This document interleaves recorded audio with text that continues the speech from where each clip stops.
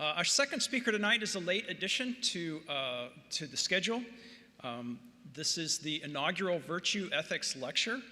The Virtue Ethics Lecture Endowed Fund was established just this year by Dr. Richard and Mrs. Elizabeth Zimmerman in memory of their parents, Dr. Willis and Mrs. Janice Zimmerman, and Mr. Henry and Mrs. Anna Wellhausen, because of their display of the virtues of generosity, kindness, and faithfulness.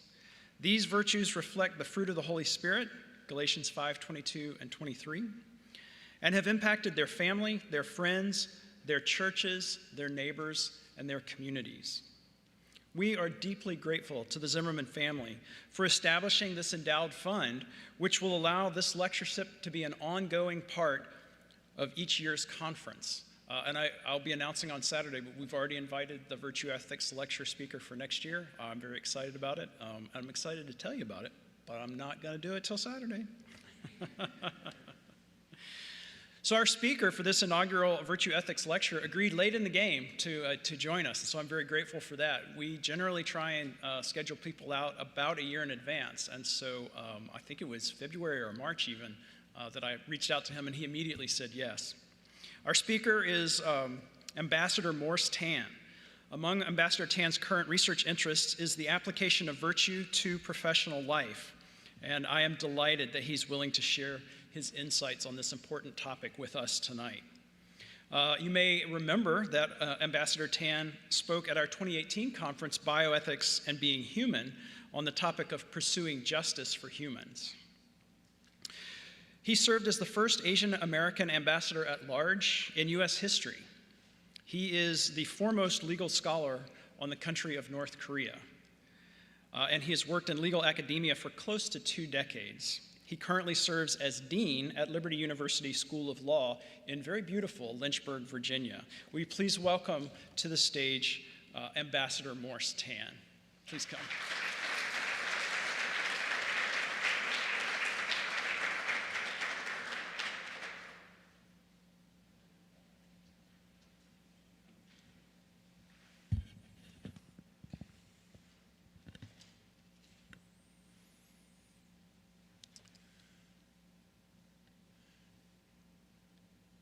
Ivan Ilyich was dying. And as he was dying, he was reflecting upon his life. A life that, as best as he could tell, didn't have much meaning, didn't have much purpose.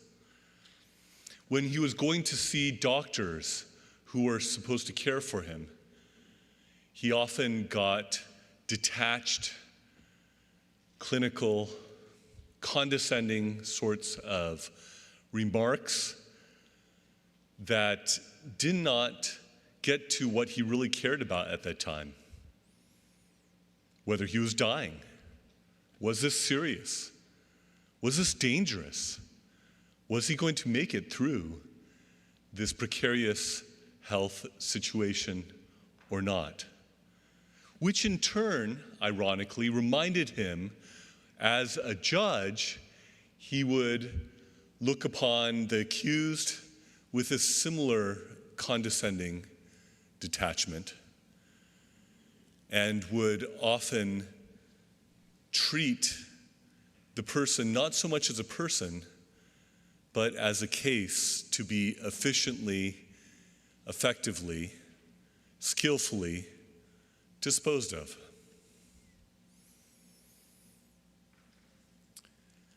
Leo Tolstoy's The Death of Ivan Ilyich paints in poignant particulars in his masterful novel-making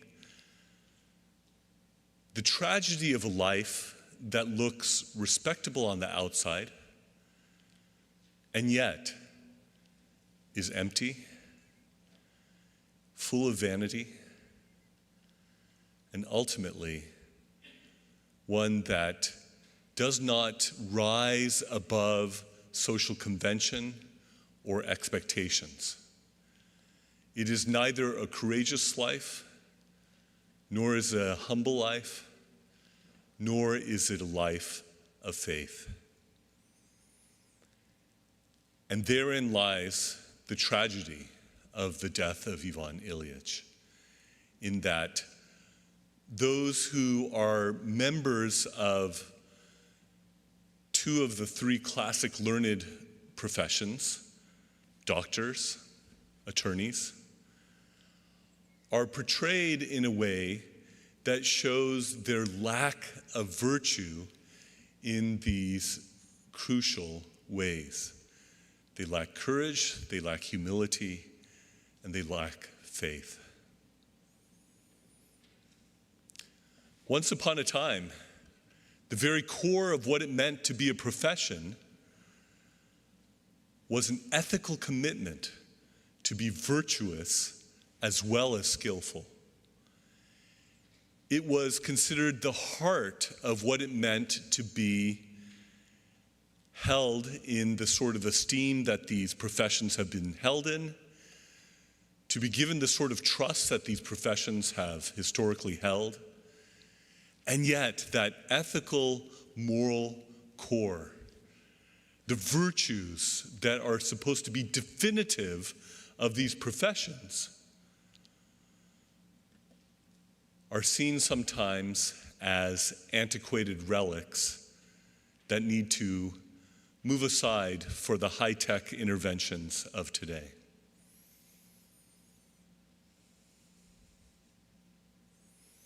However, one can see evidence of all the different ways in which, despite protestations otherwise, and despite philosophical claims for its irrelevance, that this idea of virtue in various ways, shapes, and forms makes its way across. Sometimes it's by means of terms like traits, or terms like characteristics.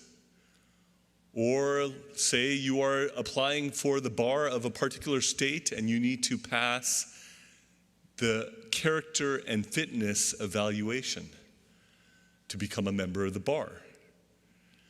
There is yet an exam for attorneys for professional responsibility, but it does not so much focus on virtues as it tests one's memorization of a set of rules that are supposed to be aspirational for professional conduct. Virtue, while out of fashion, while out of vogue, cannot be fully gotten rid of, even as is tacitly acknowledged in various ways. Indeed, those who disavow its existence often are among the first to protest when vicious behavior or actions are taken against that person. I would submit to you that several virtues that are particularly crucial for our time and place are faith, humility, and courage. And I want to ground a discussion in that, in our discussion of virtue, in the very character of the one who defines such things, namely God himself. God himself has all virtue without measure. God himself is the one who defines what a virtue is and what a virtue isn't. And faith in God is the most important root for true humility and true courage. And what we know about the character of God helps to enable and sustain these virtues. God is all-powerful. He is all-loving. He is completely good. He is completely trustworthy. He never fails. He is steadfast in his perfection. And when we have faith, when we have trust in such a being, it enables us to be able to walk in greater courage and in greater humility. This can be seen in various ways, but I think thinking about it scripturally first is the best way to go. It says in the scriptures that those who know their God will do valiantly. That if you know that God is who he says he is, and if you know that he could be utterly trusted, that can give one a courage that one might not have otherwise to be able to do valiantly. But it is also humbling because we as contingent beings, our courage, our humility, or any other virtue is always derivative of the ultimate source of these things.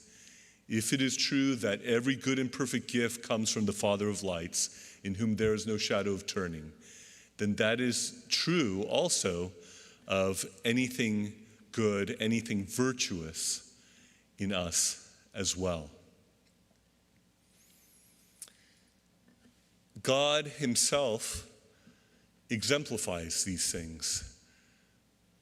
Jesus, to whom all power and authority in heaven and earth has been given, has a humility described in Philippians chapter 2, for example, where though he is very God himself, did not consider his divinity something to be grasped, but rather humbled himself as a servant, pouring himself out even unto death, even though he truly is Almighty God, who came in the flesh to dwell among us.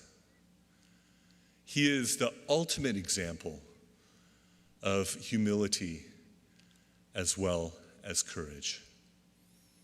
Let me see if I could delve a bit more into those virtues. First, I want to talk further about humility. Humility is a great virtue precisely because its reverse, pride, is a great sin. Pride is the anti-God state. It says, I'm enough, I am the center, I am worthy of all honor and praise. Humility, rather, treats others as more important than oneself and gives honor to others thereby, and treats God as the most worthy of honor of all. C.S. Lewis said that it's only Christians who realize that they are prideful, that those who are not of the household of faith either turn pride into a virtue and vaunt it as if it is something indeed to be proud of, or they are so immersed in it that they are blind to it even being in their lives, sort of like asking a fish, do you realize that you are wet?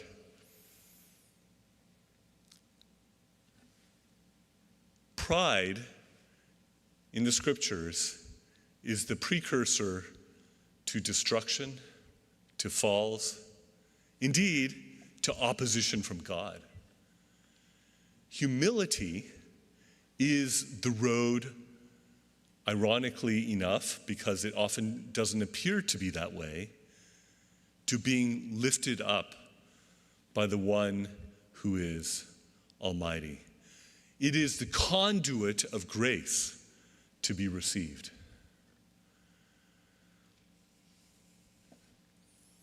What about courage?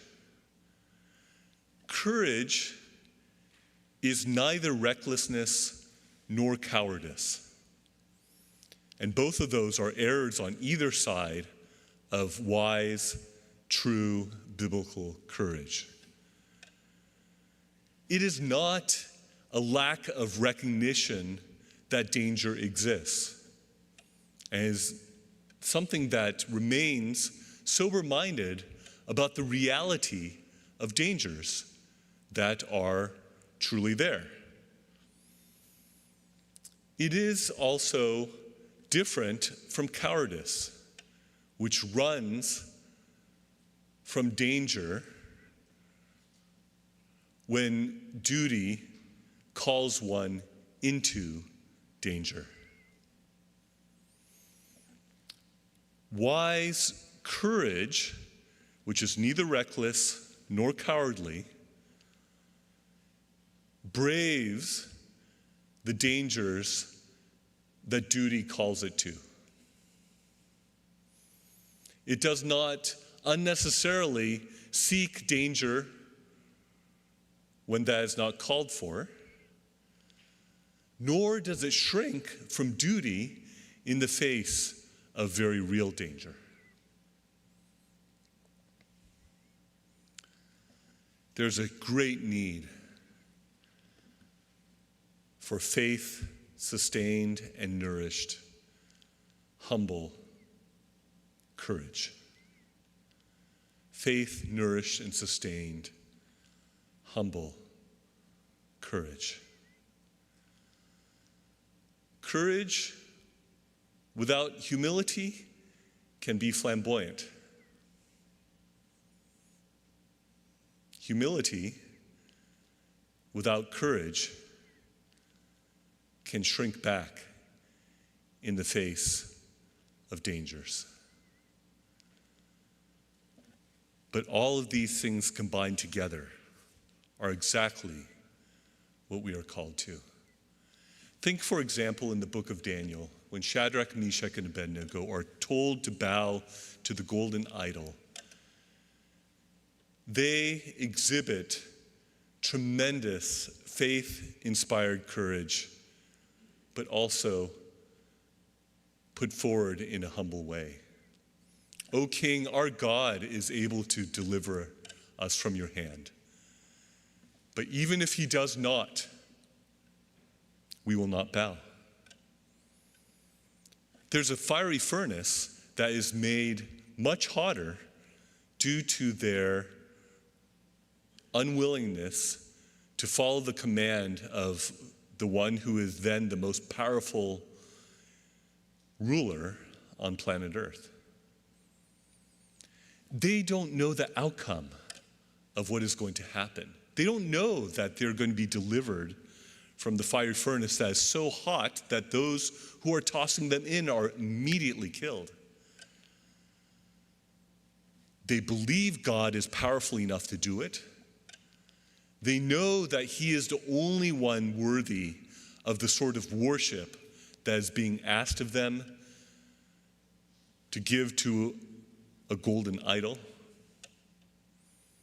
And yet, in the face of that real danger, in the face of the uncertainty of what is going to happen, in the face of the most powerful potentate on planet Earth at that time, and a direct command from this king, they are willing to humbly, courageously, in faith, not knowing the outcome, to trust the one who is completely trustworthy. They are a great example of faith-nourished, humble courage. Another example that I'd like to give from church history is somebody by the name of Polycarp. Polycarp was discipled by the Apostle John and was advanced in age, and there was a great persecution that was sweeping through the Roman Empire at the time. And the common charge against Christians, believe it or not, is that Christians were atheists. Why? because they refused to worship the emperor and therefore were considered atheists. They also refused to worship the extensive pantheon of Roman gods, and instead believed in this God who at that point, since Jesus had already ascended, could not be seen, could not be touched, and was not tangible. So a common charge against Christians at that time is that Christians were atheists. In the midst of this persecution, Polycarp had a dream that the pillow that he was sleeping on was consumed in flames. And the next day, they came to capture him. He did not run. He did not resist. But instead, he extended hospitality to the soldiers who had come to take him to his death in a Roman Colosseum. He said to those who were in his household to feed these guests and to give food and drink, literally fulfilling the biblical commands to do such even to one's enemies. And that he would be allowed during that time to pray. After he was done praying and they were done eating, he was taken to the Colosseum. And he was given one last chance to renounce Jesus. He said, "How can I renounce the one who has been and done nothing but good to me and has been ever loving of me for these many decades?" And he refused to renounce Jesus. He was threatened with wild beasts and with fire. He said, "You threaten me with a fire that burns for a short time and is extinguished, yet you do not know your danger of a fire that does not go out." He was accused of atheism. He pointed to the crowd that was gathered there, bloodthirsty and cruel. He said, "You are the atheists because you do not believe in the one true God." He was told that his hands would be tied. He said, "It is unnecessary to tie my hands. I will not go anywhere." And so they set a fire, which onlookers said it billowed into the shape that looked like a ship sailing at sea. And yet, he seemed not to die in the midst of these flames. At which point they took a spear and stabbed him with that spear. And through it all, as he was worshiping his Lord and Savior on the way to the center of that Colosseum, as he was standing steadfast, courageously upon his faith, he sealed his witness with his blood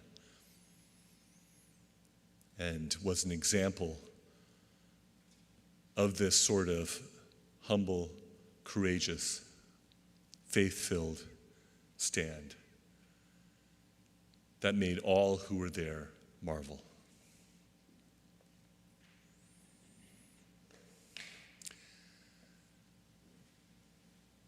Humility and courage through faith are things that are virtues that can be exhibited in the day-to-day as well as in the major dimensions and events of our lives. Let me give another biblical example. Elijah, the prophet, thought he was the only one not to give in to the demands of Ahab and Jezebel, to worship Baal, to worship Ashtoreth, and these pagan gods that were brought in. Ahab was so wicked that his rule was ever considered a symbol of wicked kingly rule. Elijah came before the people of Israel and challenged the prophets of Baal and Asherah to a test. Each of them would have an altar with a sacrifice on it. Note that Baal was god of lightning, and therefore should be expected to be able to send lightning to consume such an offering. The prophets of Baal were raving and dancing and cutting themselves and calling on Baal to consume the offering with fire. Elijah, in a sort of calm confidence, ridiculed their efforts and said, "Cry aloud, surely he is a god.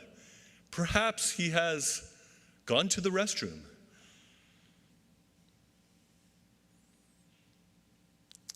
All day long, the prophets of Baal danced and raved and called out to Baal. But when the time of the evening sacrifice came, Elijah poured water over the sacrifice and dumped so much water on it that not only was the altar drenched, but there was a trench around there that was filled with water as well. And he prayed in faith, and fire came from heaven and consumed the sacrifice and the altar at the prayer of Elijah. Humanly speaking, the odds did not look very good. Many prophets of these false gods, one prophet of the one true God. He was outnumbered. The stakes were high. It was understood by both sides that whoever lost would be put to death. And yet, Elijah had this faith-filled courage and humble dependence on God in this life-threatening situation, and was able to stand alone at that point on Mount Carmel.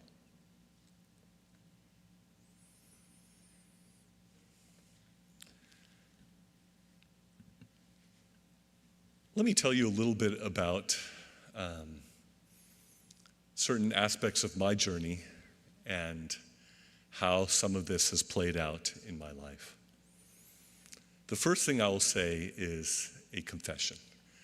And the confession is this: I have confessed to God countless times my failures with respect to all of these virtues.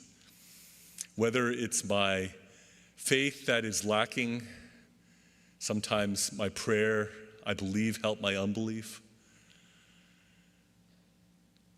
It's hard to imagine all the different permutations of pride that can be confessed. And the strange thing about pride is it tends to attach to things that are actually good. You can be proud of your spirituality. You could be proud of your goodness. You could be proud of gifts that God has given you. You could be proud of opportunities, of people you know. There's all sorts of things that one can be proud of, and it often attaches itself like a parasite to something that is actually good. One of my mentors, the late Ken Taylor, who was the head of Tyndale House Publishers, once said in the raspy voice that he had at that time when I knew him in his life, he said, "Morse, so many people are saying that I'm humble, that I'm getting really proud." And so pride tends to be. It's very insidious, and it attaches itself to good things many times, and oftentimes is a many-layered thing in the heart of humanity, and my own heart included. There have been plenty of times where I've erred on both sides of the ditches from true courage, where I have been reckless, where I have been cowardly. And there would not be time this whole evening to tell you about all my failures along these lines, for they are legion. And God knows. Which might make these other parts of my testimony seem unusual, but I can assure you that these things are only possible because of our great God. I remember when I had availed myself to serve in the federal government. I filled out the generic application like everyone else online.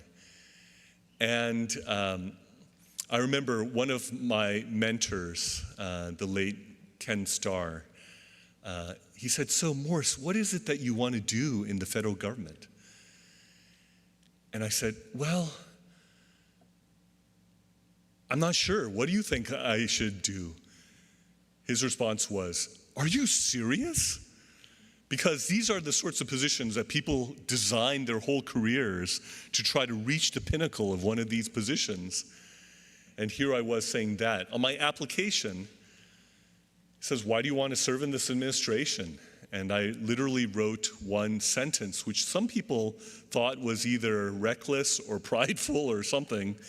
It was just an honest answer, to be perfectly candid. And I just wrote, "I want to help this administration to succeed in pursuing justice, period." There was a lot of space there. There was a lot of blank space that was left after that one sentence that was written. But I meant every word that I wrote, and that was my consistent answer through the 13 interviews that I did. I remember going to a conference put on by the Carnegie Endowment for International Peace, and at that conference, there was everyone who had served as ambassador at large at Global Criminal Justice, as well as all the deputies, the number twos of those ambassadors as well. And I remember having lunch with one of the past ambassadors, and he said that, "You're the one that the White House wants." He told me about the other two finalists for that position, and honestly, if either of the other two of them were selected, I would have quite understood in terms of their experience, in terms of their credentials, in terms of all that they would bring to the table. And I was flabbergasted. And I said to him, "Why was I chosen among the three finalists?" He said, "The other two were considered too self-promoting, and they thought you were humble enough to do this job." Which stunned me for the reasons that I gave before, of all the many times I had confessed to the Lord all my failures, including in terms of pride. But I was stunned by that response. 100 and some pages of forms later, something like 120 investigative interviews that were done with people who had known me in all sorts of different times in my life, over 7 hours of direct investigative interviewing of me, with interviews by the Secretary of State, the Deputy Secretary of State, and various other key appointees. I was sitting before the majority staff of the Senate Foreign Relations Committee, and I kid you not, they're staring at me and they say, "How did you get here?" Well, most ambassadors either gave a lot of money to whoever ends up winning the White House. For me, I filled out the form, and after my name and every other relative's name, there was a big goose egg in reporting all the financial, political contributions we had ever given. That didn't apply to me. The other primary way that one gets to be an ambassador is to be a career State Department person, and I had not worked a single day in the US State Department. And so they're staring at me, baffled at how I ended up sitting in front of them.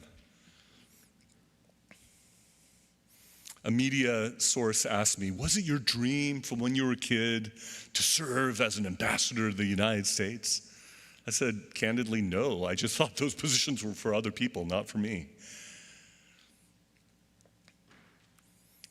I remember when I was serving in the office and all these ambassadors and other world leaders and people like that were clamoring to get into my schedule and to meet me and to talk with me about X or Y or Z or whatever. I remember at times I was kind of going, why do they want to talk with me?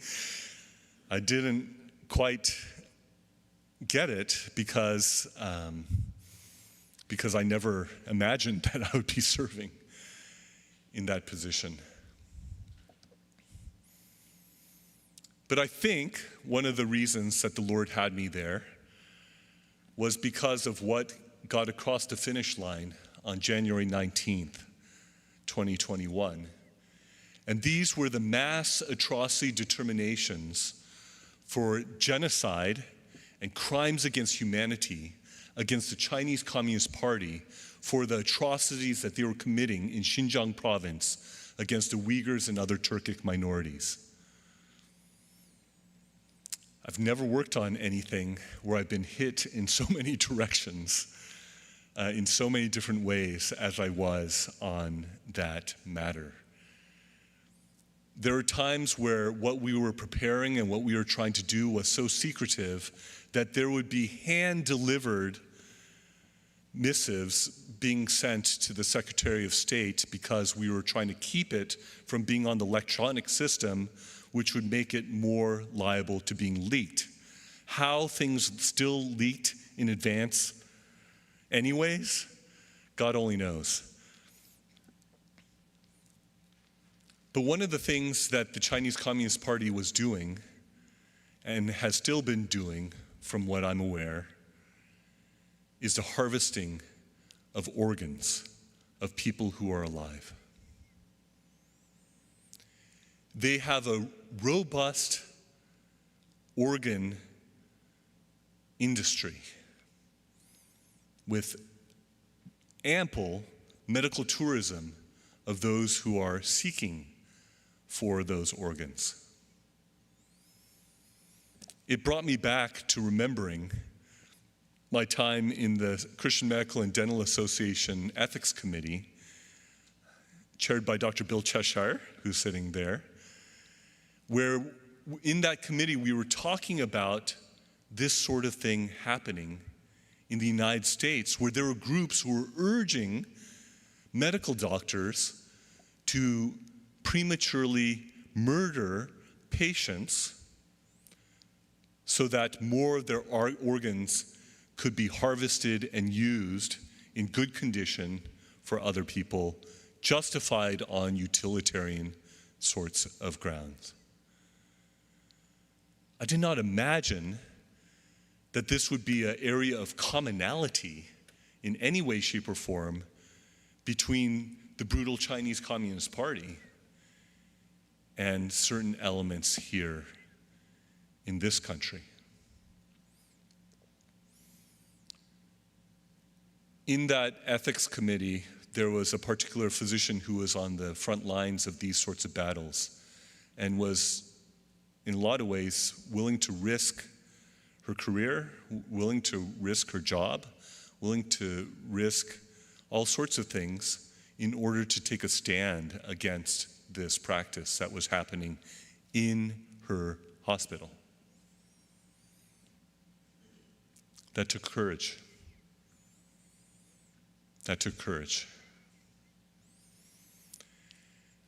And we are in a time in this country as well where there is a great need for faith-sustained, humble courage. Whether it's the courage to speak out against abortifacients that may be filling places like Walgreens and CVS if some who are in power get their way. Whether it's the courage to stand against physician-assisted suicide and euthanasia, which is growing,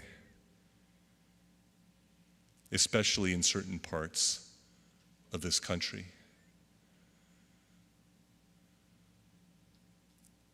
Whether it's the courage to stand up in the face of children being mutilated and abused through sex change operations and hormonal treatments.